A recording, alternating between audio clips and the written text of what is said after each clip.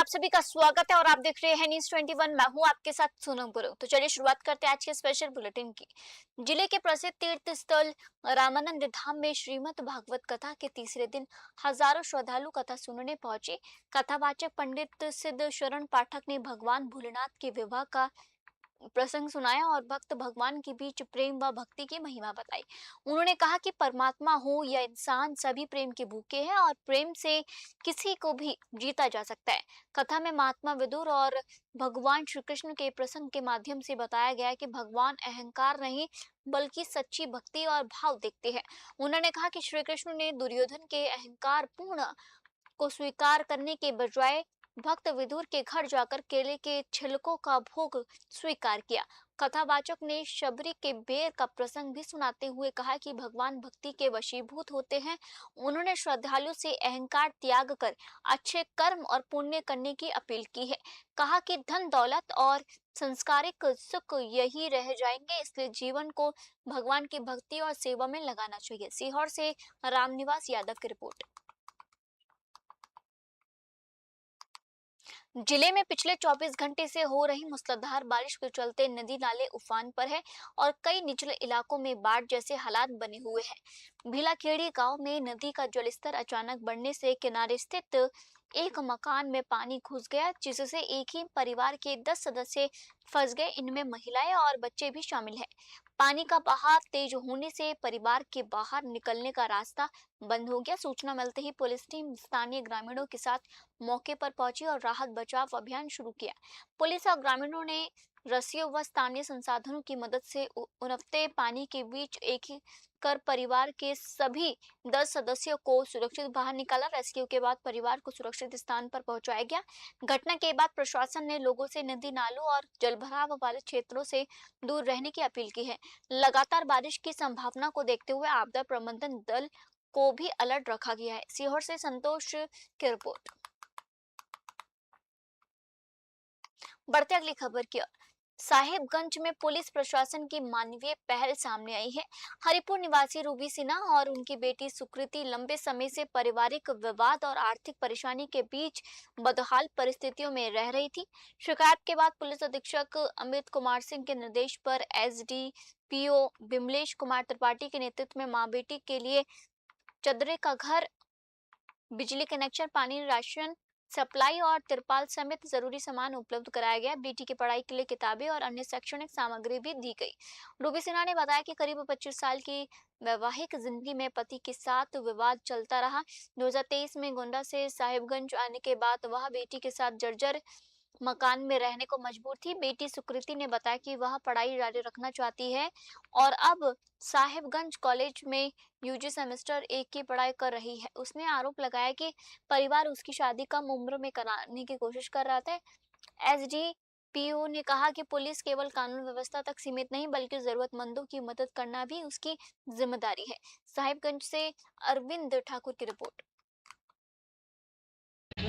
Copy किताब खरीदने में दिक्कत होती है, इसलिए साहिबगंज पुलिस परिवार की तरफ से बच्ची को पढ़ने के लिए बुनियादी सुविधाएं उपलब्ध कराई गई। उसको कॉपी किताब, उनके घर में लाइट लगवाया गया, बिजली का कनेक्शन मिल गया ताकि बच्ची अच्छे से पढ़ सके। इससे पूर्व में भी पहले भी साहिबगंज पुलिस की तरफ से ऐसे बच्चों को सुविधाएं उपलब्ध कराई गई हैं और आगे भी कराई जाती रहेंगी। धन्यवाद। शादी के बाद से हमारे साथ में 15 साल हो गया हम जुझते हुए।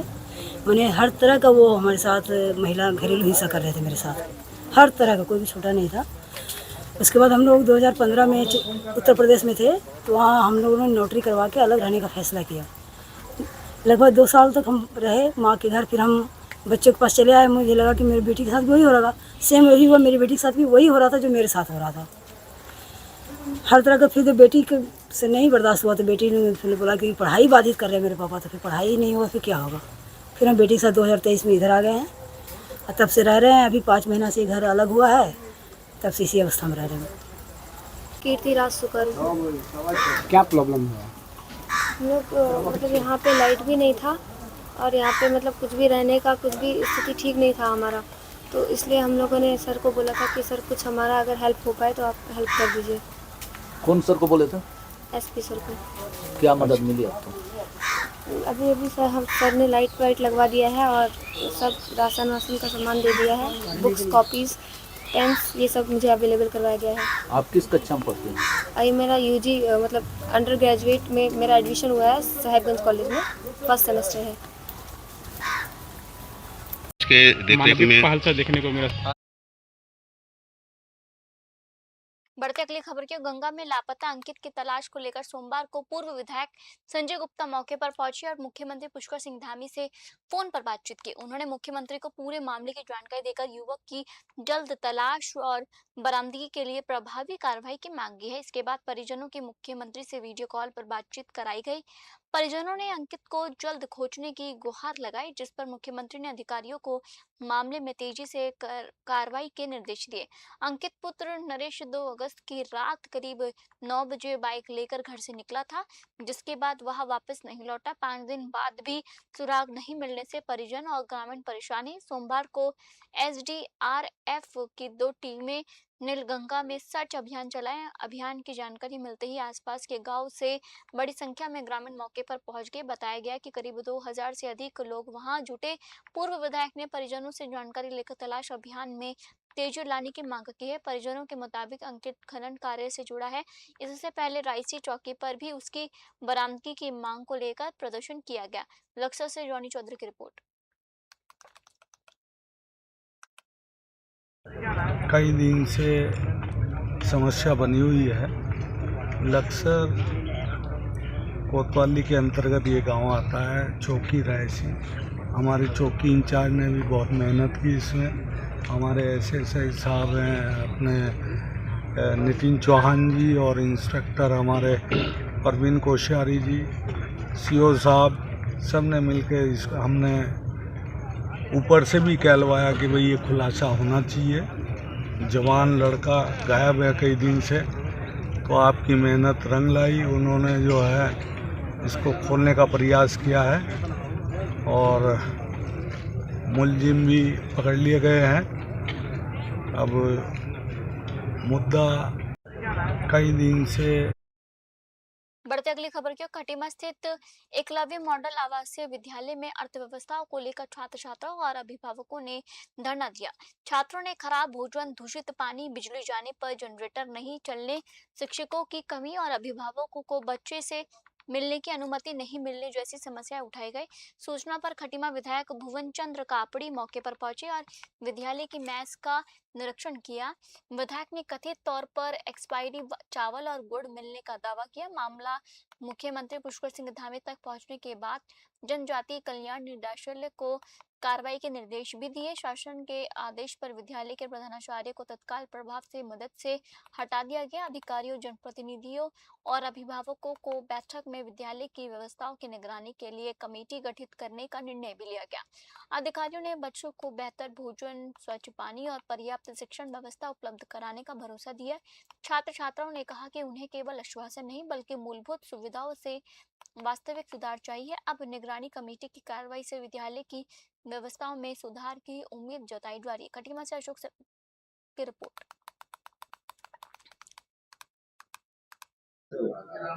देखो ऐसा है ना, ये जो एकलव्य विद्यालय है ना, इसकी जो संकल्पना है वो ऐसी है कि जो गरीब जो ट्राइबल बच्चे होते हैं वो एक कंपटीशन को लिख करके इस विद्यालय तक पहुंचते हैं। और इसका जो मेन उद्देश्य है कि गरीब जनजाति के बच्चों को अच्छी शिक्षा आवासीय विद्यालय में प्रोवाइड करना। अब जब आज यहाँ का जो घटनाक्रम है, आज यहाँ पर आके देखा गया तो देखो ना, यहाँ पे बच्चों के लिए ना खाने की अच्छी क्वालिटी है यहाँ पे। सर वही है कि यहाँ खाने की व्यवस्था लेके है, पढ़ाई की भी वो है और पानी को लेकर हर चीज़ की सर यहाँ पे व्यवस्था नहीं हो रही है जिस प्रकार से पैसा आ रहा है। तो सर हमारा यही कहना है कि जो बच्चे हैं उनके आधार पे जो चाह रहे हैं वही हो, कार्रवाई है वो होनी चाहिए, जो पेरेंट्स आ रहे हैं वो भी होना चाहिए। और सर जो भी मतलब ये पैसे का जो भी टेंडर आता है वहाँ पे उनको भी बदलना ही चाहिए सर, क्योंकि जो अच्छा है अधिकारी जो भी है मतलब तो उनको अच्छा रखना चाहिए सर ना। क्योंकि अब ये देखिए अब बात वही होगी सर, ये इतने दिनों से सहते बेचारे बच्चे भी क्या करें ना। अब एक दिन की बात नहीं है सर, ये भविष्य आगे तक की बात है। देखिए आज का ये प्रोटेस्ट ये बता रहा है कि बच्चे जागरूक हो गए हैं वो समझ पा रहे हैं कि हमारी मांगों को जब कह कहकर एप्लीकेशन लिखकर एक बक्सा भर के एप्लीकेशन लिखे हैं, घर वालों को बताते हैं, तो जो स्कूल की प्रिंसिपल है वो जो है उनको धमका देती है, तुम्हारा बच्चा कौन है, क्या है। तो आप बच्चों ने धरने में बैठकर कल रात से खाना नहीं खा रखा है, ऐसे बच्चे हैं। उनका ये कहना है कि खाने की क्वालिटी बहुत खराब है, जिसकी 50 बार शिकायत कर दी है। और खाने की क्वालिटी अभी हम चेक करने गए तो वहाँ का गुड़ देखा हमने, वो बहुत खराब था। अभिभावकों द्वारा पता लगा कि जो खाना तो सही तरीके से नहीं दिया जा रहा था, और कुछ बच्चों की शिकायतें थी कि खाना सही टाइम से नहीं देते, खाने में कुछ सफाई से नहीं देते। तो बच्चों की मांगे ये थी कि जब मैडम बच्चों की बातें रखती रही, तो हमने ये बातें अपने विभाग को बताई, तो विभाग ने फिलहाल उन्हें हटा दिया। जनजातीय अभिभावकों को शामिल करते हुए और यहाँ के खंड शिक्षाधिकारी, तहसीलदार महोदय और विभाग के अधिकारियों की एक समिति बनाई जाएगी, जिसमें जो उनका निर्णय होगा। खंडवा जिले के सिंगाजी क्षेत्र की कावेरी डिमर और उनकी छोटी बहन दीपिका डिमर ने शानदार प्रदर्शन कर क्षेत्र और प्रदेश का नाम रोशन किया है। भोपाल से लोअर लेक में आयोजित अस्मिता नेशनल प्रतियोगिता में दोनों बहनों ने कुल 6 पदक जीते हैं।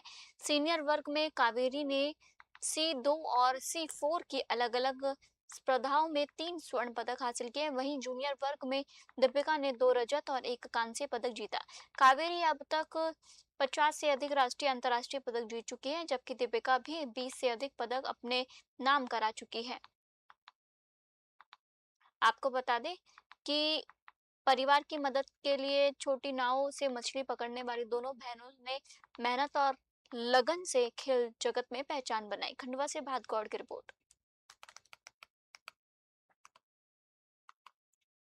जिले के 6 गांव माखन थाना क्षेत्र स्थित सीनियर जनजाति छात्रावास में 18 वर्षीय छात्र ने फांसी लगाकर जान दे दी है। मृतक की पहचान पंधाना के काकोड़ा निवासी पूनमचंद पिता तुलसीराम के रूप में हुई है, जो 11वीं कक्षा में पढ़ता था। बताया जा रहा है कि छात्र ने अपने कमरे की खिड़की में बेडशीट से फंदा लगा लिया और उस पर लटक गया। सुबह करीब 6 बजे रूममेट की नींद खुलने पर घटना का पता चला। सूचना मिलते ही पुलिस और फॉरेंसिक टीम मौके पर पहुंची और जांच शुरू की। छात्र के पास से कोई सुसाइड नोट नहीं मिला। फिलहाल उसके इस कदम के पीछे की वजह का स्पष्ट नहीं हो सके। परिजन भी हॉस्टल पहुंच गए हैं और पुलिस रूममेट व अन्य छात्रों से पूछताछ करी है। खंडवा से भातगौड़ की रिपोर्ट।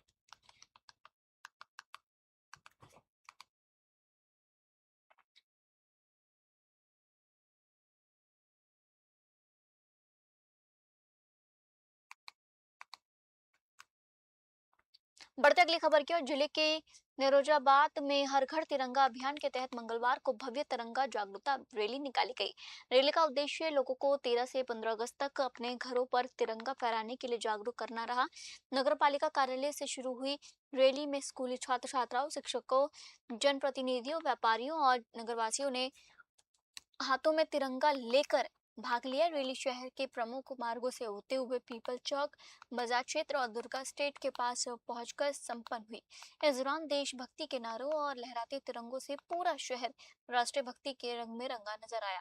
रैली में प्रस्तुत सेला नृत्य ने भी लोगों का ध्यान आकर्षित किया। कार्यक्रम में विधायक शिव नारायण सिंह, भाजपा जिलाध्यक्ष आशुतोष अग्रवाल, नगर पालिका अधिकारी शिव प्रसाद धुर्वे, तहसीलदार अभिनंदन शर्मा, थाना प्रभारी बालन शर्मा सहित पुलिसकर्मी, पत्रकार और गणमान्य नागरिक मौजूद रहे। लोगों ने राष्ट्रीय एकता और अखंडता का संदेश देते हुए अभियान को सफल बनाने का संकल्प लिया। उमरिया से राहुल चतलानी की रिपोर्ट।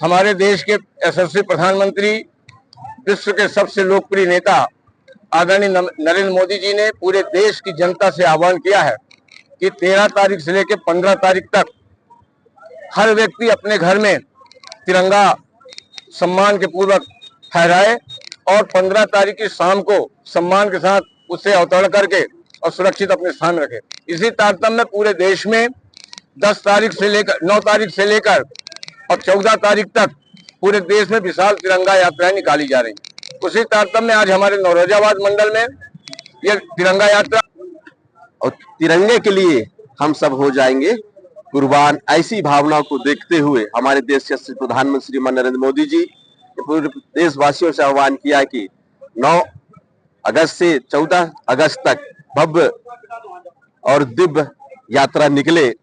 उसी का शुरुआत आज हम सब नगर परिषद नरोजाबाद में कर रहे हैं और समापन की ओर है। और सभी ने, नगरवासियों ने, व्यापारियों ने, हमारे सबसे ज्यादा छात्राओं ने जो चढ़ बढ़कर हिस्सा लिया, उन सबको मैं बहुत बहुत साधुवाद देता हूं। और हमारे व्यापारी भाइयों ने, युवा नौजवान साथियों ने, हमारे सभी लोगों ने कुल मिलाकर इस यात्रा को सफल बनाने के लिए उन्होंने जो सहयोग प्रदान किया। बढ़ते अगली खबर की ओर, जिले के धर्मगढ़ में श्री श्याम परिवार की ओर से श्रावण माह के पावन अवसर पर शिव महापुराण कथा का आयोजन किया जा रहा है। कार्यक्रम में 9 अगस्त से 15 अगस्त तक चलेगा। आयोजन के पहले 2 दिनों में 51 भक्त जोड़ों ने रुद्राभिषेक कार्यक्रम में भाग लिया। कर्ता बजरंग अग्रवाल ने पत्नी रिंकू देवी अग्रवाल के साथ पूजा अर्चना की।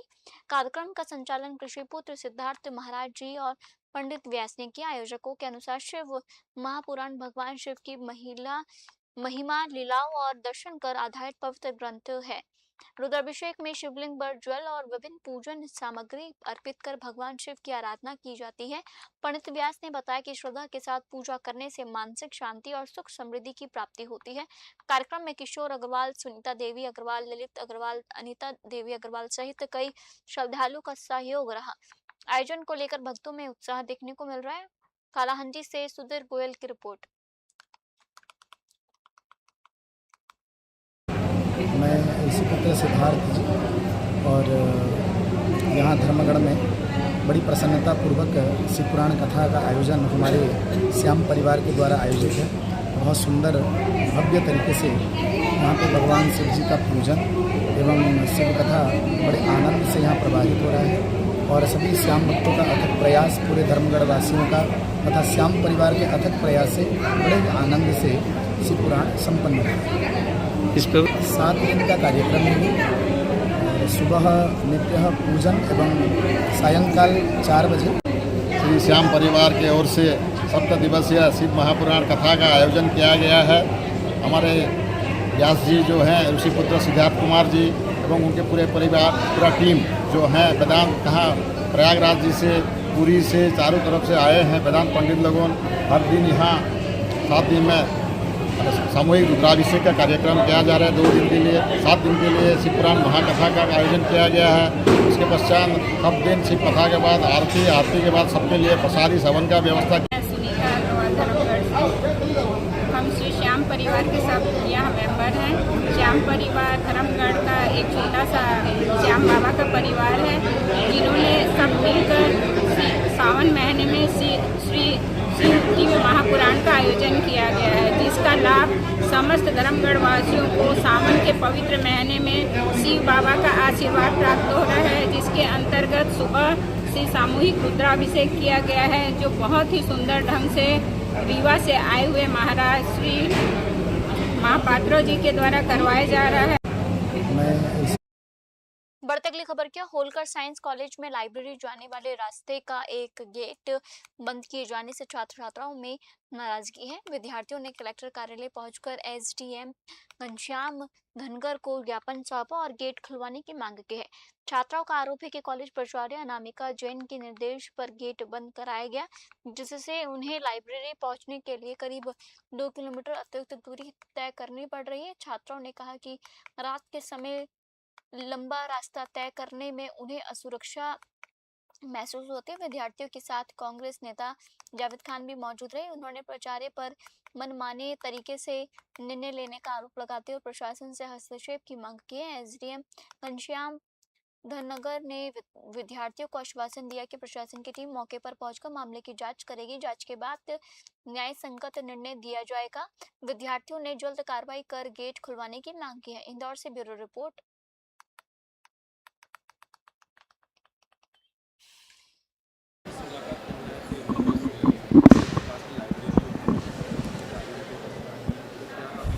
आज होलकर साइंस कॉलेज में प्रशासन द्वारा संचालित लाइब्रेरी के बच्चे आए थे। कुछ उनके गेट को लेकर के कुछ इशू है, उसके संबंध में उन्होंने अपनी बातें रखी है और उनको सभी को समस्या का निराकरण करने का आश्वासन दिया है और खुद हम लोग मौके पे जाकर के निरीक्षण करेंगे और यथासंभव जो भी निराकरण होगा ऑन द स्पॉट किया जाएगा। हाँ, लड़के लड़की सभी लोग आए थे, वहाँ के मेनली जो वहाँ के पढ़ने वाले बच्चे वो सब लोग आए थे, तो उनकी समस्या का मौके पे जाके निराकरण किया जाएगा।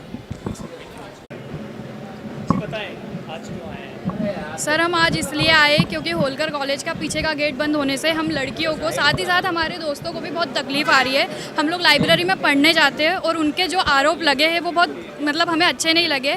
हम वहाँ पे मतलब हम रहते सपना संगीता पे। अब आप सोचिए कि अगर हम आगे से के गेट से जाएंगे तो 2 किलोमीटर हमें घूम के आना पड़ेगा और वहाँ पर बस्ती भी है।